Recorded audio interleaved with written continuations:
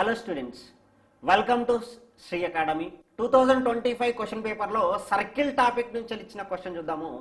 ఇక్కడ tangent of the circle అన్నాడు.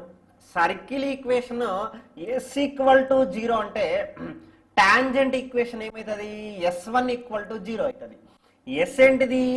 X square plus y square plus 2gx plus 2fy plus c equal to 0. This is S అయితే S1 ఏమవుతుంది? For suppose the point x1 comma y1 అయితే S1 is going to be x1 plus y1 plus g into x plus x1 plus f into y plus y1 plus c now equal to 0 is your equation, right? ఇక్కడ x1 y1, x1 ఇచ్చినది ఏంటిది? -1 comma 1.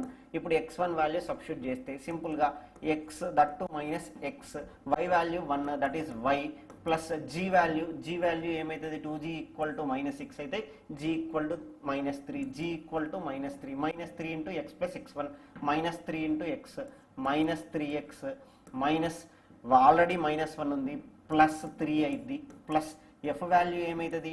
2 అవుతుంది. That is 2 into y plus 1 2y plus 2 plus c value ఏమి ఇచ్చినాడు?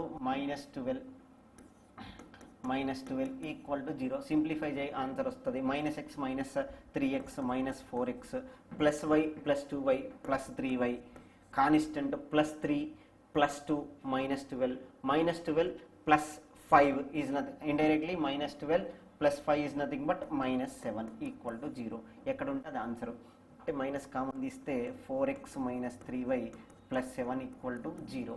That is fourth option is your answer. చూడగానే కనబడుతుంది 4x రెండు ఆప్షన్స్లోనే ఉంది, ఒకటే option. That is your answer.